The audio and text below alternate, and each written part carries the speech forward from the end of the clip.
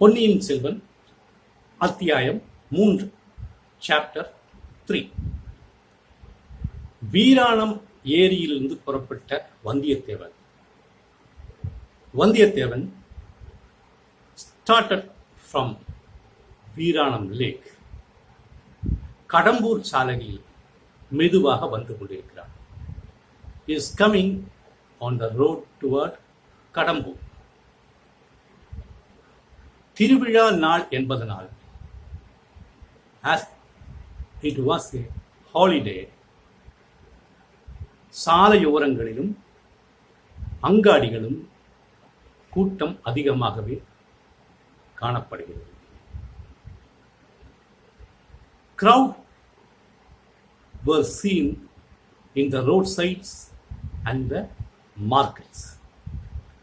அதனாலேயே வந்தியத்தேவன் குதிரையை கவனமாக மெதுவாக ஓட்டி வருகிறார்.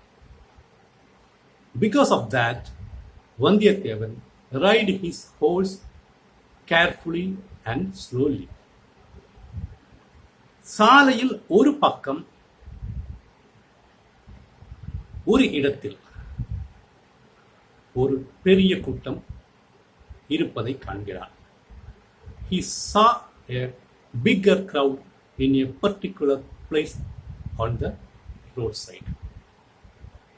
அந்த கூட்டத்தின் நடுவே இருந்து உரத்த குரல்கள் கேட்கின்றன.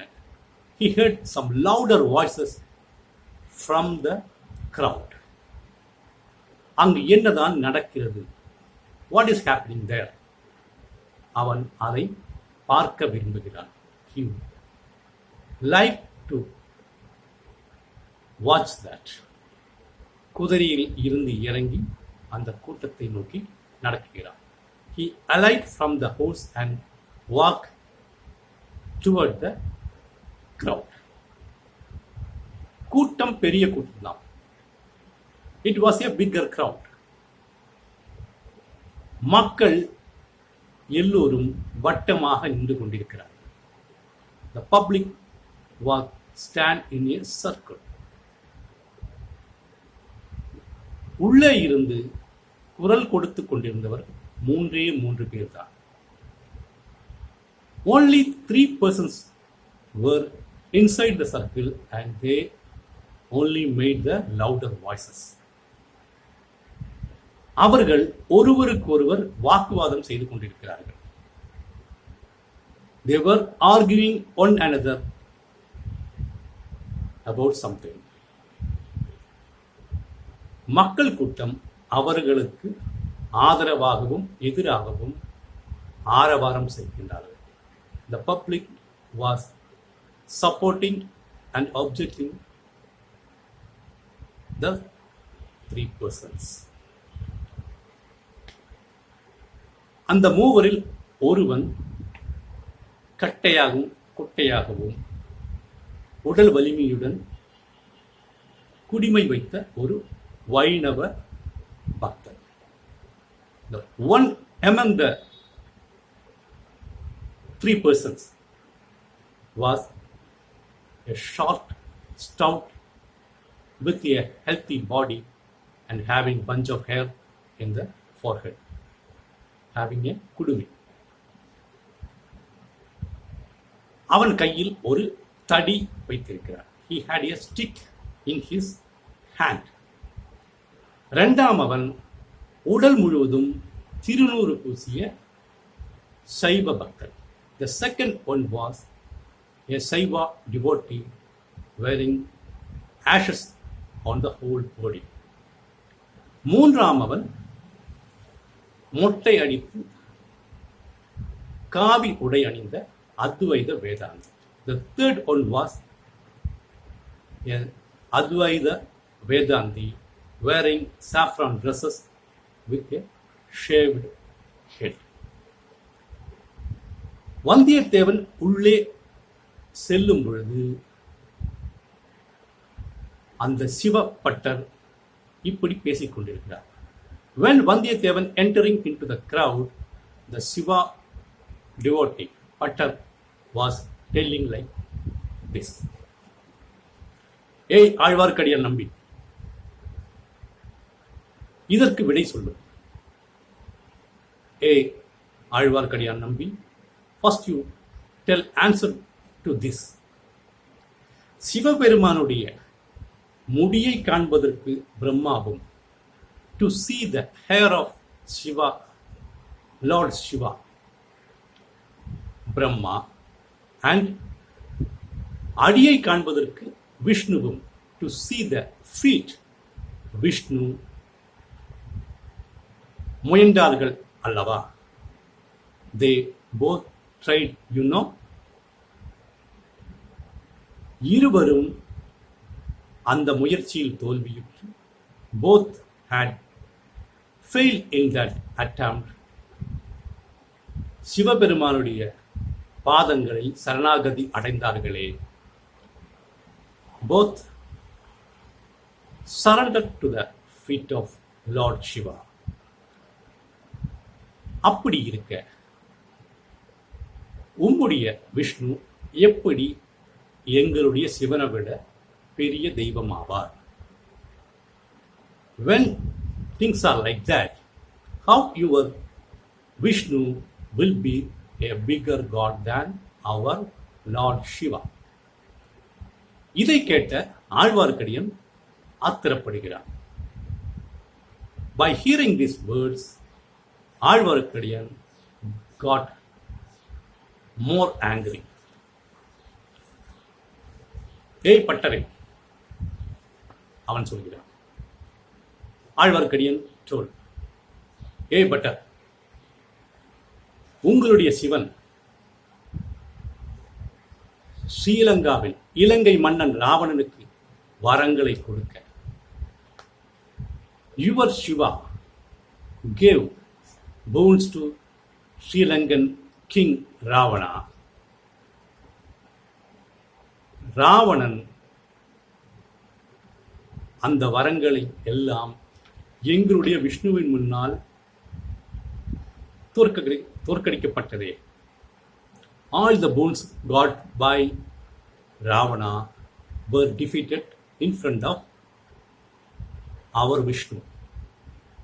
ராமன், விஷ்ணுவின் அவதாரமான ராமனின் முன்னால், in front of Rama, the reincarnation of Mahavishnu. அப்படி இருக்க உங்கள் சிவன் எங்கள் விஷ்ணுவை விட எப்படி பெரியவன் ஆவார்? And now factors are like that. How your Shiva will be bigger than our Mahavishnu? இந்த சமயத்தில் அத்வைத வேதாந்தி குறுக்கிடுகிறார். At this moment, Advaita Vedanti interfere into the discussion. எதற்கு நீங்கள் இருவரும் வீணாக சண்டை போடுகிறீர்கள்? Why are you both fighting each other to waste the time? Sivan பெரிய தெய்வமா, விஷ்ணு பெரிய தெய்வமா என்று எத்தனை நேரம் வாதிட்டாலும் பலன் கிடைக்கிறது. If you argue whether the Shiva or Vishnu is bigger, you will not get the answer. இதற்கு பதில் ஞான மார்க்கத்தில் இருக்குது. The answer is in the ஞான மார்க்கம். பக்தி மார்க்கத்திற்கு அப்பா, away from பக்தி மார்க்கம். அதை பற்றி தான் எங்களுடைய சங்கராச்சாரியார் சொல்லியிருக்கிறார். Our Shankaracharya told only about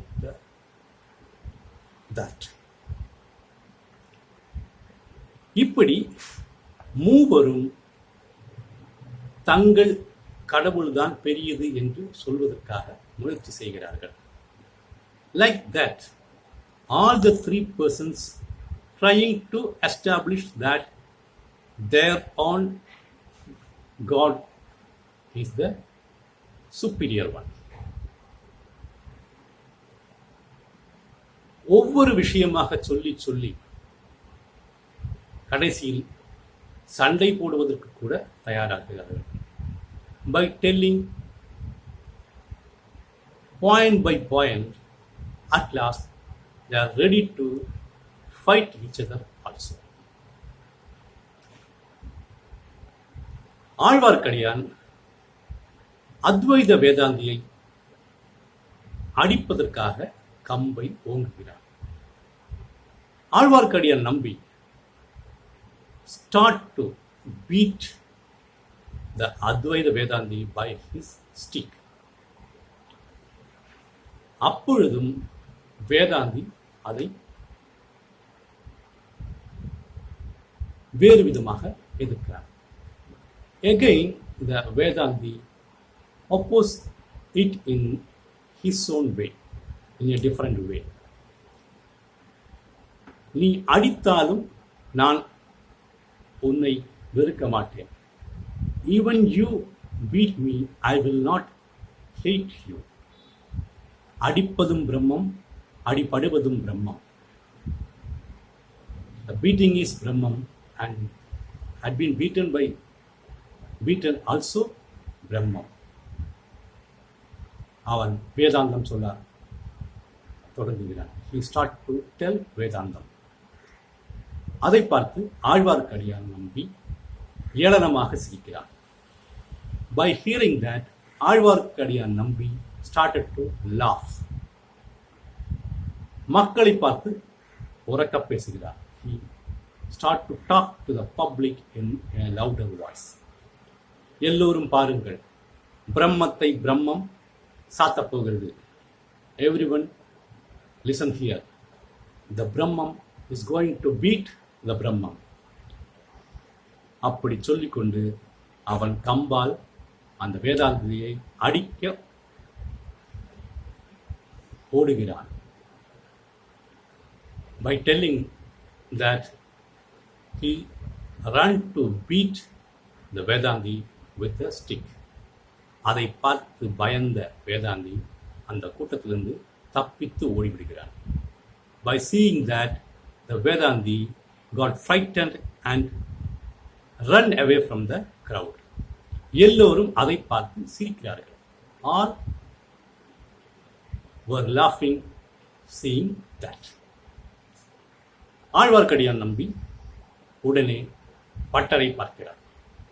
Immediately, Azhwarkadiyan நம்பி turn and look at the butter. நீ என்ன சொல்ல போகிறாய்? எதிர்த்து பேசுகிறாயா, இல்லை அந்த வேதாந்தியை போல ஓடுகிறாயா? Are you stand to fight or ready to run away like that Vedanti? நான் அந்த வேதாந்தியை போல பயந்து ஓட மாட்டேன். I will not run away like that Vedanti. Butter இன்னும் ஆக்ரோஷமாக சொல்கிறார். Butter told in a forceful voice. நான் திருடிவிட்டு ஓடி செல்ல உம்முடைய கண்ணன் போன்ற திருடன் கிடையாது. I am not like your Kannan, Sri Krishna, a thief, to run away after stealing something. இதை கேட்டு ஆழ்வார்க்கடியான் மீண்டும் ஆத்திரப்பட்டு அவனை அடிக்கப் போகிறார். By hearing that, ஆழ்வார்க்கடியான் நம்பி got more angry and start to beat Bhattar. இப்பொழுது வந்தியத்தேவன் அவர்களை இடைமறைக்கிறார். Now Vandiyathevan interfere both of them. எதுக்கு ஏன் சண்டை போடுறீங்க? Why are you fighting each other? சண்டை போட வேண்டும் என்று ஆசைப்பட்டால் இலங்கைக்கு போர்கள். If you want to fight, go to Sri Lanka. அங்குதான் இப்பொழுது யுத்தம் நடந்து கொண்டிருக்கிறது. There only the war is going on now. ஒரு வீரன், அழகான வாலிபன் இப்படி சொன்னதும் மக்கள் கூட்டம் அவனுக்கு ஆதரவாக ஆர்ப்பரிக்கிறது. A warrior, a beautiful man. When telling like this, all the public start to support and shout, supporting him. சொல்லுப்பா, இவங்களுக்கு ஒரு பதிலை சொல்லுப்பா என்று மக்கள் கேட்கிறார்கள். The public asked Vandityavan that tell them your answer to their fight.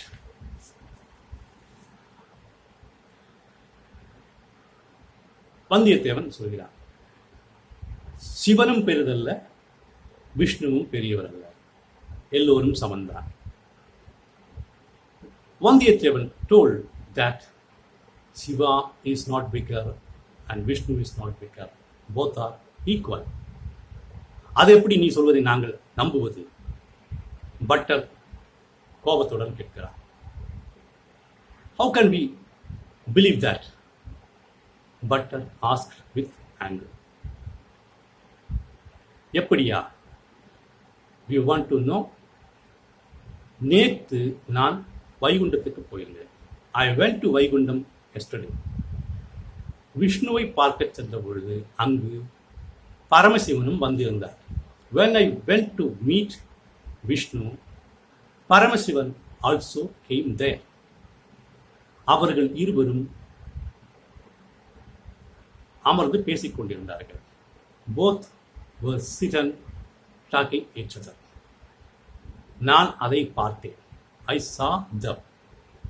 இருவரும் ஒரே உயரத்தில் இருந்தார்கள், ஒரே உயரமான இடத்தில் இருந்தார்கள். They were equal in height. They sit on an equal height. எதற்கு சந்தேகம் என்று நான் அளந்தே பார்த்து விட்டேன். Why we should doubt? Thinking like that, I measured both. இருவரும் ஒரே உயரம்தான் இருந்தார்கள். Both have the same height. நான் சந்தேகம் தீர அவர்களிடமே கேட்டுவிட்டேன். To clear the doubt, I asked themselves. அப்பொழுது அவர்கள் என்ன சொன்னார்கள் தெரியுமா? When what they told, you know, அரியும் சிவனும் ஒன்று, அது தெரியாதவன் வாயில மண்ணு. Ari and Shiva is one. Who didn't know that have sand in their mouth. A Tamil proverb. ஒரு தமிழ் பழமொழியை சொல்லி எங்களை பற்றி பேசுவர்கள் வாயில் போடுவதற்கு இந்த மண்ணை போடுங்கள் என்று தந்தார்கள். To put sand on the mouth of the persons who talk about us என்று ஒரு பிடி மண்ணை தந்தார்கள். And they gave me a handful of sand என்று சொல்லியபடி அவன் கீழிருந்து ஒரு பிடி மண்ணை எடுத்தார். Telling these words, Vandiyathevan take a handful of sand from the floor. அதை மக்களுக்கு காட்டுகிறார். He showed that to the public. எல்லோரும் அதை கேட்டு சிரிக்கிறார்கள். All laughed by hearing that. அவர்கள் அவனுடைய புத்தி சாதுரியத்தை ஆமோதிக்கிறார்கள். They encourage his brilliancy. அவர்களும் ஒவ்வொரு பிடி மண்ணை எடுக்கிறார்கள். They also take handful of sand from the floor. எல்லோரும் ஒருவருக்கு மீது ஆழ்வார்க்கடியான் மீதும் பட்டர் மீதும் வீச ஆரம்பிக்கிறார்கள். All they start to shower it on Alwarkadiyan, Nambiyan, Bhattar. எல்லோரையும் அடிப்பதற்காக ஆழ்வார்க்கடியான் தன் கம்பை சுட்டுகிறார். ஆழ்வார்க்கடியான் நம்பி start to use his stick to beat all of them. அங்கு ஒரு கலவரம் நடப்பது போல ஆகிறது. It seems a calamity is going to be there. நல்ல வேளையாக, for luckily, அந்த நேரத்தில் சாலையில் ஒரு ஊர்வலம் வந்து கொண்டிருந்தது. A procession was coming on the road. படை வீரர்கள் வரிசையாக வந்து கொண்டிருந்தார்கள். The soldiers were coming in a line. முன்னால் வந்தவர்கள் கட்டியம் கூறிக்கொண்டிருக்கிறார்கள். The persons coming in the front row started to announce. பழுவேட்டரையர்கள், மாவீரர் பழுவேட்டரையர்கள் வந்து கொண்டிருக்கிறார்கள் என்று அறிவிக்கிறார்கள். They announced that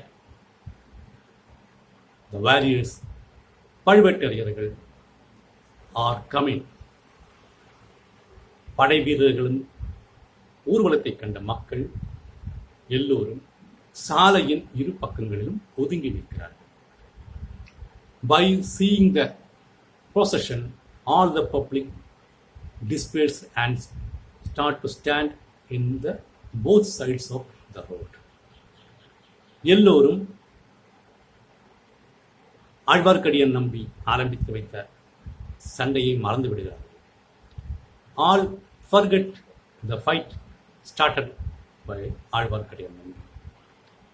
வந்தியத்தேவனும் சாலையின் ஒரு பக்கம் ஒதுங்கி நிற்கிறார். Vandiyathevan also stand in a side of the road. ஊர்வலம் வருவதை கவனித்து பார்க்கிறார். He started to watch the procession coming on the road.